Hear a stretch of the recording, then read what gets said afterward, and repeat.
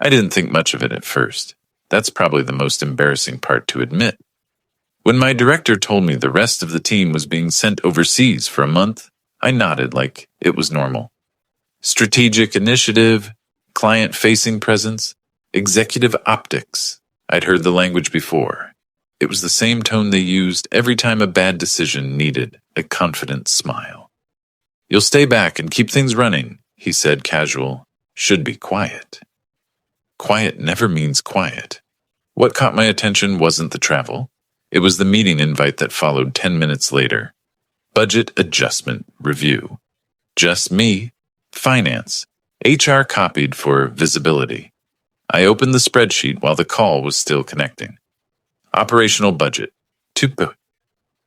At first, I assumed it was a formatting error, a missing zero, a currency placeholder, something. I refreshed twice, logged out and back in. Same number. $2. Approved. Final. I cleared my throat when finance joined. "There's a mistake on the budget line." There was a pause, then a polite, uncomfortable laugh. "No, that's correct," she said. "Temporary allocation." "For a month?" I asked. "For the duration?" she replied. "Leadership wants to see how things function lean." Lean. That word again. No one said anything else. HR took notes. Finance ended the call. And just like that, I was officially responsible for running an entire department, with less money than a vending machine refund. I sat there longer than I should have. Not frozen, thinking, relevance, motive, pattern. Because this wasn't my first year at the company. I'd built half the workflows they relied on. I knew which vendors tolerated late payments. I knew which clients were already irritated. I knew exactly how thin the margin was between stable and audit. And I also knew something else. I wasn't invited on that trip for a reason. Before they left, my manager stopped by my desk. He smiled the way people do when they've already made a decision about you. "Hey," he said, "we forwarded you access to the shared inboxes. Just in case." "Just in case of what?" I asked. "In case anything comes up." Then he handed me a printed list of passwords, admin panels, vendor portals, internal tools, all written down, unsecured, like he wanted proof later that I'd had access. That should have set off alarms. Instead, I thanked him. The first few days were manageable. I prioritized, deferred, rewrote timelines, told vendors we were aligning internally. I burned favors I'd saved for years. I didn't escalate. I didn't complain. I documented everything quietly. By the end of week 1, the emails changed tone. Service suspension warnings. Compliance reminders. A client CCing legal, just to be safe. I checked the system logs late one night and saw something that made my chest tighten. Several automated approvals were still running, approvals that usually required at least 3 signatures. Mine was one of them, which meant if anything went wrong, the system would point straight to me. That was when I understood the real purpose of the $2 budget. It wasn't about saving money. It wasn't about testing resilience. It was about setting up a clean narrative. When the department stumbled, they'd come back, shake their heads, and say the same thing in the same meeting room. He couldn't handle it alone. And I realized then I wasn't covering for a team. I was holding a fuse, and it was already burning. By the start of the second week, the silence became louder than the emails. No updates from leadership, no check-ins, no "how's it going?" messages pretending to care. Just read receipts, automatic replies, and the faint implication that whatever happened next was already decided. I stopped waiting for instructions. Every morning started the same way. Coffee, system dashboards, vendor queues. I learned which alerts mattered and which were designed to panic people into bad decisions. I responded calmly, professionally, always in writing, always with timestamps. Not to protect myself yet, just to keep the floor from collapsing. What made it worse wasn't the workload, it was the contradiction. I had responsibility without authority, accountability without support. Clients assumed I had a team behind me. Vendors assumed delays meant approval. and the internal systems kept routing decisions to my name because no one bothered to change the workflow before leaving. I flagged it once, carefully. I'm seeing approvals routed to me that usually require multiple sign-offs. I wrote to my manager, neutral, non-accusatory. The reply came 9 hours later. That's expected. Just do your best. That was it.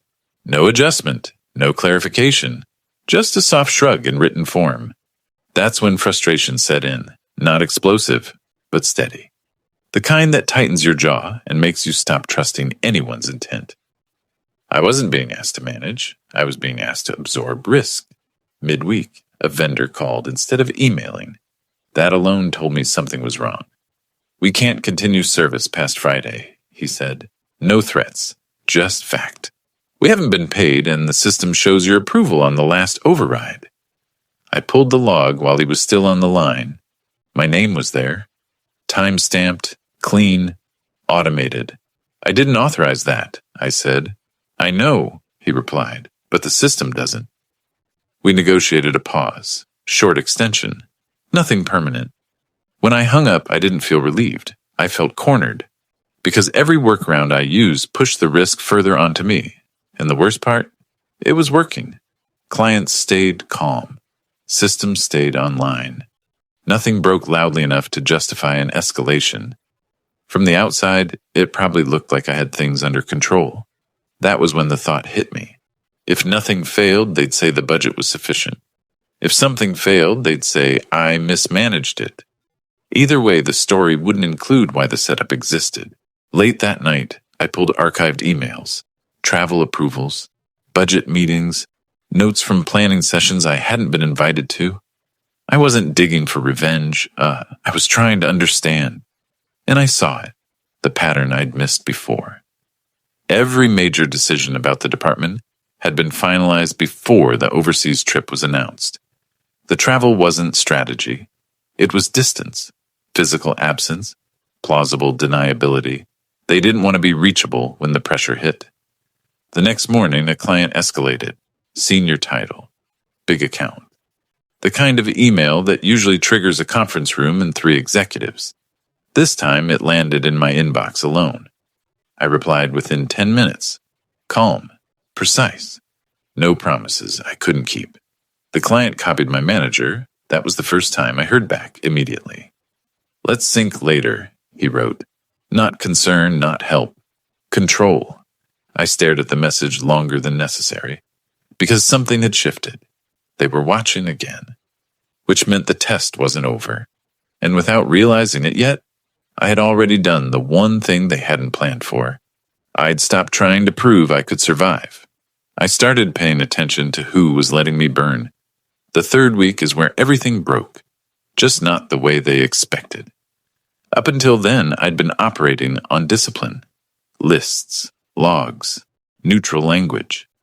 I was still trying to preserve the department, as if it were mine to protect, as if effort alone could offset intent. That illusion didn't survive Monday. At 6:17 a.m., my phone lit up with a system alert I'd never seen before. Not a warning, not a reminder. A lock. 3 vendor services had been placed into restricted mode simultaneously. No advance notice, no grace period, which meant someone hadn't forgotten to pay them. Someone had allowed the timer to run out. I was already dressed when the first client called. We can't access the dashboard, she said, not angry yet. Is this maintenance? I told her the truth, as carefully as I could. Temporary restriction, actively resolving. I didn't mention money. I didn't mention budgets. I bought time. Yeah, while she was still talking, I checked the audit trail. The final notification had gone to my manager's inbox, not mine. He'd seen it. He'd ignored it. And the system had done exactly what it was designed to do when leadership stayed silent. By mid-morning, legal was CC'd on 3 threads, compliance on 2, the kind of attention that doesn't fade quietly. I messaged my manager directly, no hedging. Did you see the vendor notice on Friday? The reply came faster than usual. Yes. That was a cutoff notice. I know. No explanation, no apology. That was the moment something in me finally shut off. Not anger, not fear. Hope. I stopped trying to hold everything together. Instead, I did something that felt wrong at first. I followed procedure. No more favors, no more personal bridges, no more undocumented fixes. Every action went through the proper channel. Every response included the relevant policy. Every decision was logged, tagged, and timestamped. If they wanted a paper trail, they were going to get one. Around noon, the client escalated again, this time copying a VP I'd never spoken to. He didn't ask what happened. He asked who approved the last override. I answered honestly. My credentials appear in the system. The workflow was not adjusted when the team left. Silence followed, not dismissal, processing. By evening, finance reached out, not with blame, with questions. Can you walk us through how approvals were handled during the last 2 weeks? I could. I had logs, screenshots, emails, the password list they'd handed me before leaving, the forwarded notices I'd never received directly. Everything had a cause, and every cause had a name. That night, I slept for 4 hours. Not from exhaustion, clarity. The next morning, something unexpected happened. A temporary access freeze was placed on my account. Not disciplinary. Precautionary. Which told me everything I needed to know. They weren't sure who was responsible anymore. And when organizations get uncertain, they stop protecting individuals and start protecting themselves. Late afternoon, my manager finally called. His voice sounded tired, controlled. Things escalated faster than anticipated, he said. I waited. We might need you to take ownership of some of the decisions made while we were out. There it was. The offer wasn't framed as blame. It never is. It's framed as leadership. I chose my words carefully. I already did, I said, according to the system. Another pause. And that's the problem, he replied. After the call ended, I didn't feel trapped. I felt oddly calm. Because once someone asks you to carry their mistake, they've already admitted it exists. They just hope you're willing to hold it alone. I wasn't. And for the first time since the team boarded that flight, I knew exactly how this was going to end. The 4th week didn't arrive quietly. It came with calendar holds labeled urgent alignment, calls scheduled across time zones, and people who hadn't spoken to me in years, suddenly asking for context. Off the record. The freeze on my access was lifted within 24 hours.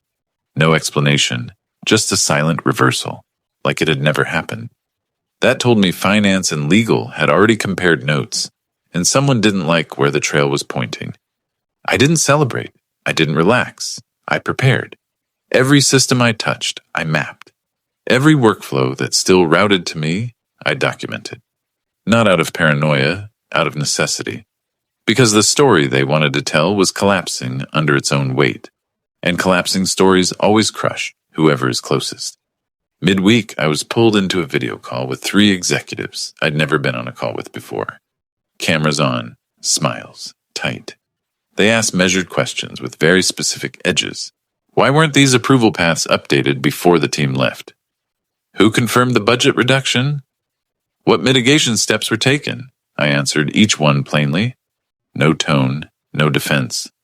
I wasn't included in the planning meetings.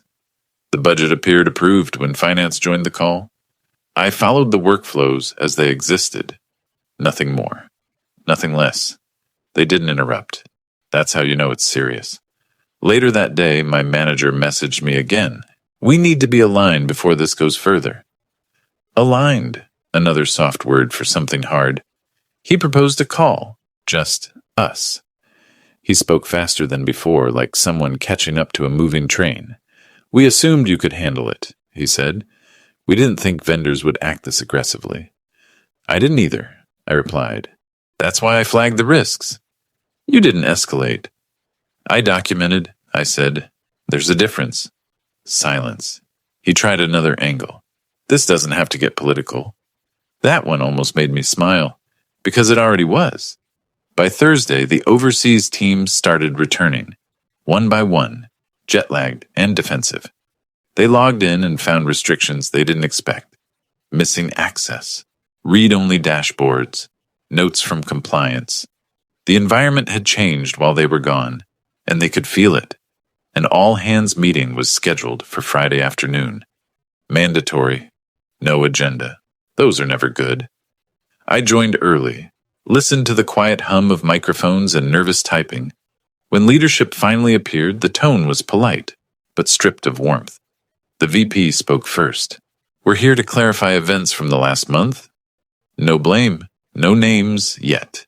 He asked for a timeline. I had one. He asked for approvals. They were already shared. Then came the question everyone was avoiding. Why was the department left with no functional operating budget? No one answered. Not immediately. My manager shifted in his chair. I waited. When silence stretched too long, the VP turned to me, not accusing, assessing. "You were the only on-site lead," he said. "Did you agree to this structure?" "No," I replied. "I was informed after approval." The room stilled. Someone from finance spoke next, carefully.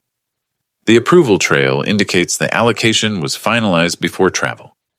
Legal added one sentence, and no contingency plan was filed. That was the break. No shouting, no exposure, just structure reasserting itself. The meeting ended early. People signed off without the usual pleasantries. I stayed seated long after my screen went dark. I didn't feel victorious. I felt empty. Because chaos isn't loud when it's real, it's procedural. And I knew the final part wouldn't be dramatic. It would be quiet, decisive, and irreversible. Nothing happened for 3 days. No emails, no follow-ups, no clarification meetings pretending to close the loop.